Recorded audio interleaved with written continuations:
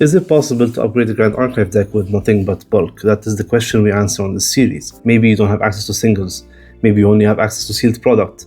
Maybe you are a new player who does not want to invest so much in the game and you just want to kind of get a feel for it first before you invest heavily. Maybe you want to buy a starter deck, a recollection deck, make some small upgrades. If you meet any of these criteria, then this series is for you. This time we have Mortal Ambition, which introduced a new region to the world of Grand Archive and introduced some new mechanics, some new lore, new archetypes. Kind of introduced a bit, I won't say a very big shift, but introduced a certain distinct shift in the game's direction.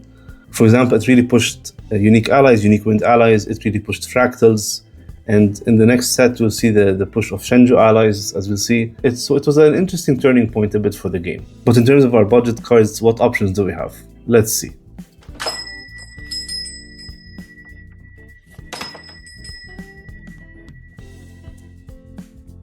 So before we go through the list, let's just discuss an honorable mention, also the Sakura. So this is a card that I did not really include in this list because it mostly fits into wind unique allies, which is a bit on the pricier side. It doesn't really come from a recollection deck, a starter deck. You have to really construct it from singles. And a lot of these cards are like kind of super rares, a bit high rarity, a bit pricey.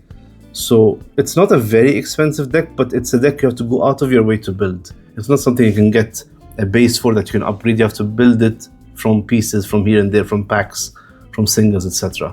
So I'm going to put as an honorable mention. It's a very powerful card. If you want to obviously play that deck, wind unique allies, pick up this card. Okay, so to start off the list, we have Acolyte of Cultivation. This is a card that mostly finds home in either Razor Gale or Fire Diachan. The spell-heavy decks that play a lot of spells on their turn, which with the class bonus of Cleric or Mage, allows them to play this card for 3 less. So it becomes a 1-drop 2/3, which kind of supplements your aggressive strategy in these decks, because usually they do a lot of spell damage. But if you can drop an ally like this out of nowhere and start doing decent damage, that's not a bad deal. So if the opponent is preparing to defend against spell damage, for example, and you drop this, you kind of diversified your sources of damage, which could possibly catch them off guard because they might not have been preparing to defend against combat damage. So in that sense, it's an interesting piece of the Fire Diachan or the Razor Gate strategy. So since its release, Brisk Windtrotter has proven itself as part of the Wind Ally strategies, or most recently the Seiryu strategies, because this card can either buff your allies in a Wind Seiryu deck, or can actually buff the dragon itself. It's a very unassuming card that kind of comes out of nowhere and starts putting pressure on the opponent, and it's just a 2-drop for potentially 3 extra damage, which is really good value. Next, we have Zephyr. So remember last time we spoke about Reduce to Ash. This is Wind's way to kind of interact with regalia and items. It's not permanent, obviously, it just suppresses them, but it can either be used offensively or defensively, or it can be used to generate value. If you use Zephyr on something that generates a draw on enter, for example, or does some other beneficial effect, you can really generate benefits from it. And it's a versatile card, so it depends on the format. So sometimes it's played in the main, sometimes played in the side, sometimes played as 2 in the main, 2 on the side, 3 in the side, 0 in the main, etc. It depends on the format. Continuing with the wind strategies, we have Fairy Whispers. Now this is a card that is really, really integral to a lot of wind decks. It's a 1-cost Glimpse 3 card that then lets you draw. If you can reveal a wind card, it lets you draw. So obviously you only want to play this card in a heavy wind count deck. Don't play this when you have a lot of Norm, a lot of advanced element, etc. But it can really push your deck. You can play this in Tristan, you can play this in Razor Gale, you can play this in Wind Allies. Not always, but you could. So yes, if you have the chance to play this card, you definitely want to play it. It can be played if you're bricked, for example, you need to look for a starter piece, or as a reactive card, the opponent plays something, you play this in response, chuck the top 3 cards of your deck, find something good, interact with the opponent on the stack, etc. Tidal Lock, this is a card that's mainly played in either Genbu or Nico. Sometimes it's played in Water Diana, but very rarely. It's a card that gets more value the more water cards you have in your grave, obviously. It becomes a 1-cost negate. It's like a Frostbind for 1, if you have the right conditions for it. It can be played at 2 or 3 in Water, Mill, Genbu, or Nico, for example. It's a good card. It's a really solid card, but again, it depends. Right now in the format, people are hoarding a lot of cards in hand. So you're not always going to be able to get the value of this card because they can just casually pay 2 and you've lost a card for no reason. But again, depends on the format, but overall this is a very solid water card. Over time we've had an increasing number of ways to deal with Fantasias and Fractals. Mystic Purifier was one of the earliest ways to do this.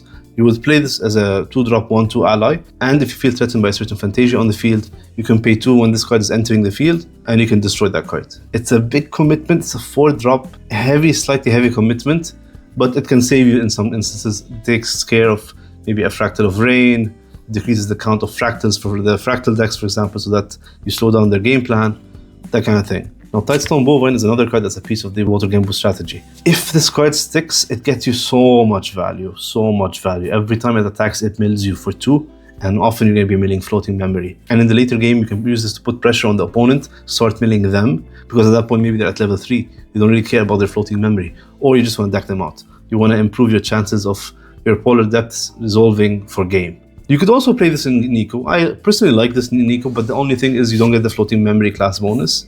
That's the drawback. But sometimes it can really help you push over that threshold so that when your Ravishing Finale will go for game. But that's just a personal choice. Now, Razorgate Calling. If you remember, I've mentioned this card many times. It's simply a common from this set, but we have an entire strategy built around it. It's a Fantasia that you put on the field, and every time you play a wind card, it does 1 damage to the opponent. If you have multiple of these, you start doing so much damage and it just ramps up and ramps up and ramps up. It's not a very expensive deck. There are some expensive cards like 3 Visits, for example. But again, a bit of a disclaimer, this is more of a singles deck, so you can't really build it from a base like a starter deck or a Rico deck. You have to pick up the cards in a single form. So you have to pick up singles for this card from multiple sets. But it's not necessarily very expensive, and I would almost say it plays itself. Your strategy is drop this card, play wind cards. And if you have the Ventus, the staff we mentioned in the FTC video, you prepare the counters on that, you prepare the strategy for that, accumulate counters, suppress something, then go for the Tempest downfall and do big damage. It's a very, I would say, beginner-friendly deck in that sense. So if you can get it for cheap, if you can get it from the bulk here and there, maybe substitute 3 Visits because it's a bit pricey with something cheaper, it's honestly not a bad deck to pick up at all. It's just, this deck just comes out of nowhere and just starts winning events and topping events. And I think at the locals level, this can really get you some good wins, maybe even win you an event. So as we said, fire is mostly the element that has destruction of items, that can just permanently remove items and regalia and stuff like that. Unbroken Mustang is the second option for non-fire decks. So for example, Genbu can play this to out a Nullifying Lantern or a Sensor or what have you. Or you can use this against Diana. Her Aether Wings have Spell Shroud. You can just bring this out. This is not a spell, this is an ally. So its effect on enter destroys the Aether Wing, which really puts them behind. It's 4 cost, so it's a considerable price to pay, but sometimes it can give you the push you need to either survive or to really slow down the opponent. Next up, we have Aircraft. Now, this is an interesting card. You can play it in Assassin to get the prepare effect, but mostly it's played because it's a skill.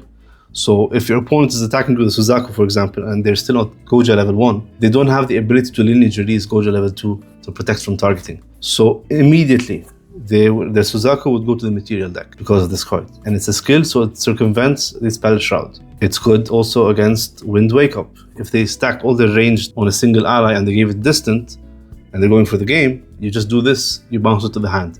In that sense, it's a really interesting card, and if you happen to be playing it in an Assassin list, you can prepare it to destroy the ally that's attacking you. It's a skill that destroys. That's a very nice kind of premium removal that's not often found, and it's just 2 cost. So that's it for Mortal Ambition. It's a very interesting set, but I think it really shines when we go to its expansion set, Abyssal Heaven, which is coming up next. And that's where the strategies introduced in the set kind of really shine and really come together. So yeah, I really hope this was helpful. As usual, if you want to follow through with this series, you can subscribe. There's more coming on the way. If you can like this video, if it was helpful, also very appreciated. And as usual, if I missed any cards that should be on this list, let me know. We can discuss it in the comments, maybe help someone out. So yeah, that's it for this time. Thank you so much. See you in the next one.